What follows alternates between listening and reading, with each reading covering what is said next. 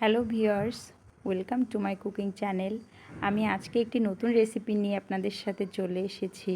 আর এই রেসিপিটা যদি ভালো লাগে প্লিজ আপনারা আমার চ্যানেলটিকে সাবস্ক্রাইব করে দিবেন। পাশে থাকা যে বেল আইকনটি আছে প্রেস করে দিবেন। আজকে আমি আপনাদেরকে শেয়ার করব ছোলার ডালের মজাদার একটি হালুয়া রেসিপি। মজার এই হালুয়া কিন্তু আমরা সবাই অনেক পছন্দ করি। আর ছোলার ডালের হালুয়া যে এত মজাদার আপনারা সেটা বাসায় না বানালে বুঝতেই পারবেন না। আর এই ছোলার ডালের হালুয়ার জন্য আমি এখানে ছোলা নিয়েছি 1 কাপ পরিমাণে। আর ছোলাটা কিন্তু আমি 4 থেকে 5 ঘন্টা ভিজিয়ে রেখেছিলাম, কারণ হচ্ছে ছোলা ভিজিয়ে রাখলে সেদ্ধ করতে অনেক সুবিধা হয়। এখন একটি প্যানের ভিতর আমি এই ভেজানো ছোলাটা দিয়ে দিলাম। ছোলাটা দেওয়ার পর আমি কিন্তু এবার এর ছোলার ভিতর 1 কাপ পরিমাণ পানি দিব। আপনার ভালো করে দেখুন, 1 কাপ পরিমাণ পানি দিব 4 থেকে 5 ঘন্টা ভেজানো ছোলার ভিতর। এখন একটু মিডিয়াম হিটে আমি এটা প্রায় 15 মিনিট মতো সেদ্ধ করব। এটা সেদ্ধ করব, একটু মাঝে মাঝে নাড়িয়ে নিব, কারণ হচ্ছে ডালটা যেহেতু ফুটতে শুরু করলে অনেকটা বলক উঠে আসার মতো হয়, এজন্য একটু মাঝে মাঝে আমি ঢাকনাটা তুলে এটা একটু নাড়িয়ে দিব।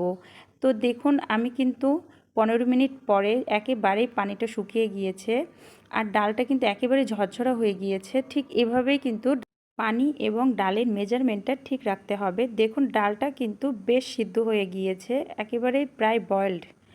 এখন আমি এই পর্যায়ে এই ডালের ভিতর 1 কাপ ঘন দুধ দিয়ে দিব।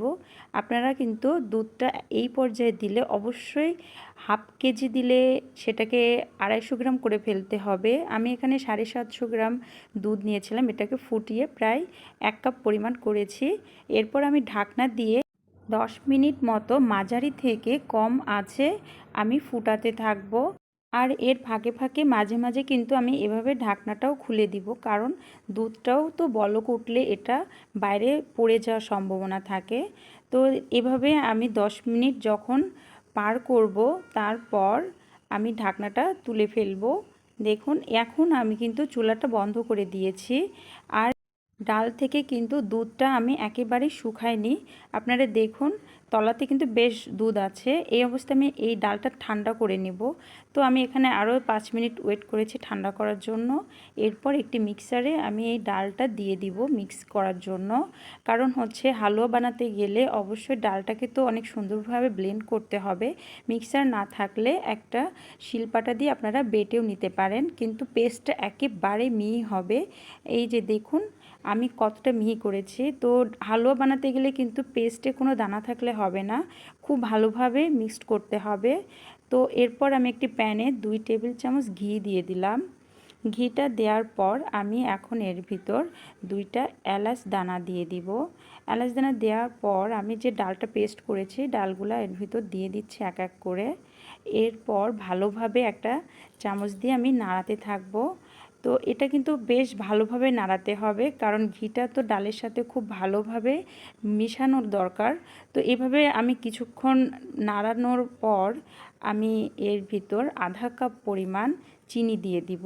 1 কাপ ডাল যেহেতু আমি এখানে আধা কাপ চিনি নিয়েছি, আপনারা যেমন মিষ্টি পছন্দ করেন সেটা আপনাদের মতো নিতে পারেন, সমস্যা নাই। এখন আমি এটা আবার নাড়াতে থাকবো, কারণ চিনিটা ভালোভাবে ডালের সাথে মিশানোর দরকার। তো এটা ভালোভাবে মিশানো হয়ে গেলে এর ভিতরে আমি স্বাদ মতো লবণ দিয়ে দিলাম।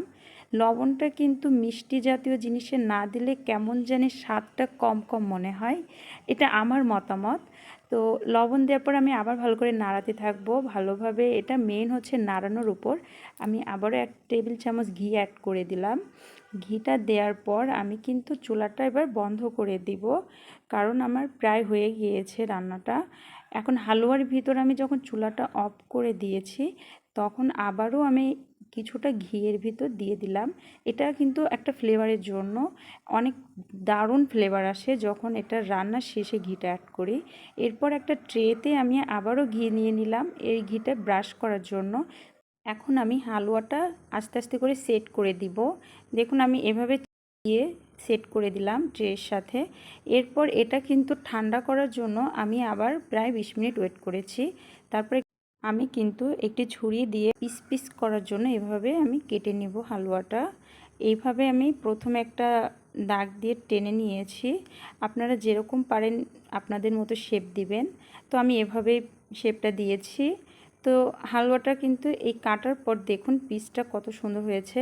হালুয়াটা দারুণ খেতে হয়েছে। ডালের হালুয়া অসম্ভব মজাদার একটি ডেজার্ট। তো এই হালুয়াটা এখন আমি ডিজাইন করার জন্য কাজু বাদাম এবং পেস্তা বাদাম নিয়েছি। এটা আমি এভাবেই ডিজাইন করেছি। আপনাদের যেমন খুশি আপনারা ডিজাইন করতে পারেন। তো আমার রান্নাটা কিন্তু হয়ে গিয়েছে, আর হালুয়াটা আসলে অসম্ভব সুন্দর হয়েছে। আপনারা বাসায় অবশ্যই ট্রাই করবেন। আর প্লিজ আমার ভালো লাগলে ভিডিওটি আমার চ্যানেলটা সাবস্ক্রাইব করবেন।